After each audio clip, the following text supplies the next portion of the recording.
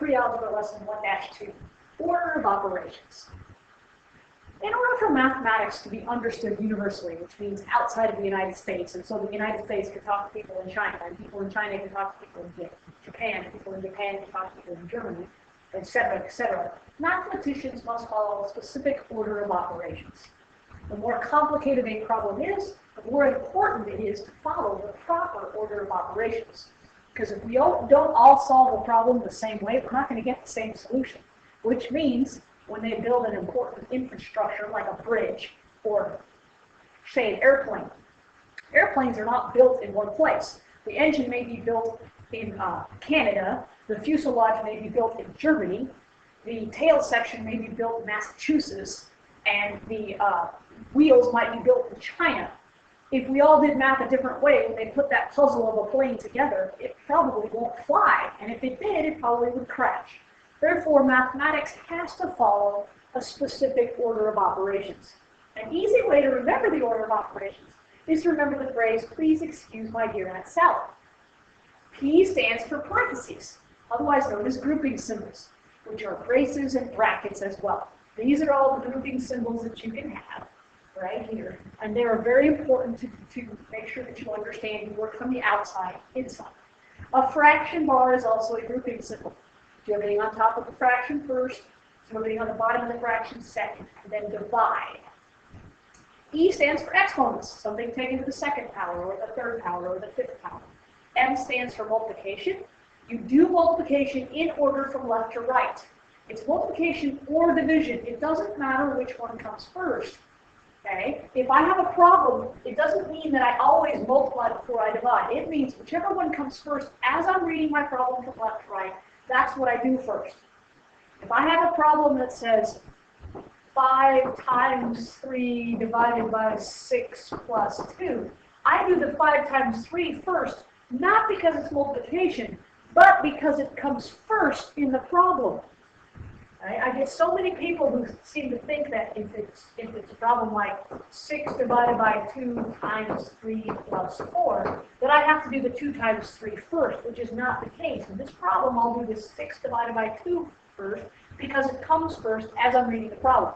So you do multiplication and or division in order from left to right, whichever one comes first.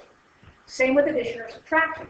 You do addition and or subtraction in order from left to right, whichever one comes first. So pay attention as you're reading, because you read from left to right. All mathematics is read from left to right. Universally, it doesn't matter what country you're in, it's still read from left to right. Now, here it is again in red. Please note that multiplication does not necessarily come before division, nor division before subtraction. You simply do either multiplication or division before addition and subtraction in order from left to right, whichever one comes first. Let's practice some problems. I'm a stickler for showing your work. You cannot just write an answer. I don't care how easy a problem is, you cannot just write an answer. You have to show me what your brain was thinking because I can't draw inside of your head. Therefore, it's very imperative that you show me what you're doing, and it's better to do it vertically down the page rather than horizontally across the page. If I look at problem number 1, it says 2 plus 5 times 3.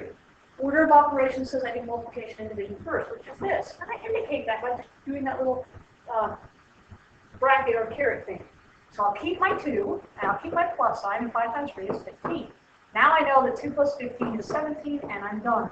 Box or circle your final answer. Work it vertically, show all your steps. If you just wrote down 17, I will not give you credit for this problem. I don't care how easy it is.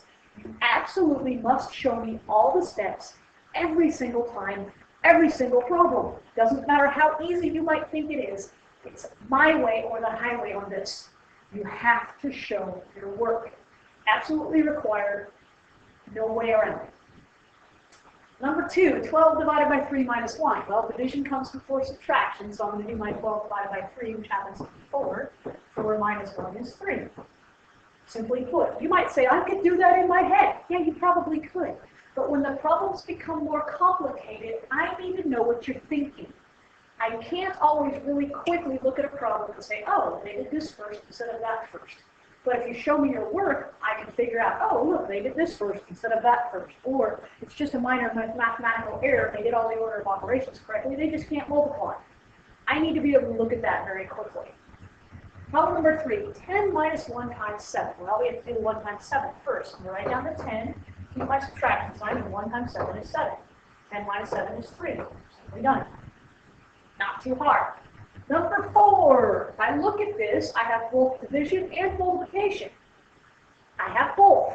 I have to do them from left to right. So I do 12 divided by 3, which is 4, minus the 1 times 2, which is 2, plus 1. Notice what I did there. I just went from left to right, simplifying as I went, writing it down so that I could follow it. Now I just need to add and subtract from left to right, whichever one comes first. Well, 4 minus 2 is 2, 2 plus 1 is 3. And there you have it. Notice how all the work is shown. Nice and neatly, step by step. Mathematics is a neat and orderly process. It's really important that you stay neat and orderly. Number 5. Wow, we have quite a few different grouping symbols here. We have a bracket and we have a parenthesis. So I'm simply going to do this. I'm going to bring down my 20, bring down my subtraction sign. This 3 in front of this bracket means I'm going to multiply everything that's simplified within that bracket by 3. So I have to leave that 3 out of there. I have to leave that bracket out of there for a minute, but I can do the 5 plus 2, which happens to be 7, minus 1, and then leave my bracket. Okay? All I did was simplify the 5 plus 2, and as I did that, I got rid of that grouping symbol. Now I'm going to do the next grouping symbol. So I keep my 20, keep my minus and my 3, keep this bracket because it means multiplication. A number next to another number within a grouping symbol means multiplication, whether it's a bracket, a parenthesis, a funky-looking brace, doesn't really matter. 7 minus 1 is 6. So now I've done parentheses, that's the please part. There are no exponents. Now I do multiplication and division, which this is right here.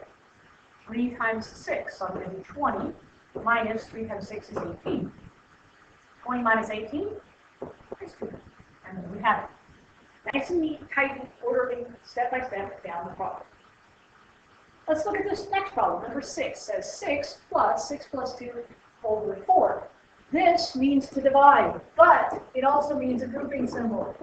And that means basically do this first, do this second, and then divide them. So I'm going to have my 6 plus 2 is 8 divided by 4. Now I'm going to do my 8 divided by 4, which happens to be 2, so I have 6 plus 2, which happens to be 8. It's very important that you show all your steps. Very important that you box or circle your final answer so that I know you're done. I know you've come up with a final answer and you say, this is what I think the answer is. Number 7, look, more grouping symbols again. I have a 2 that's multiplied by everything inside that bracket, and then I have a 4 multiplied by everything inside the parenthesis. So I'm going to keep my 2, keep my bracket, keep my 4, my parenthesis 9 minus 7 is 2, plus 1. Now, you might say, oh, I have to add the 2 plus 1. No, because you have this 4, which is multiplied by everything inside this parenthesis, I actually have to do that multiplication first. So keep my 2, keep my bracket. 4 times 2 here is 8. 8 plus 1. Now I can tell that 8 plus 1 is 9, so I have 2, bracket 9, so 2 times 9 is 18. If you show step by step, you're less likely to make mistakes and you're more likely to understand the order of operations. Order of operations makes mathematics easy to understand and universally accepted, which means everybody around the world does it the same way so that we arrive at the same answer.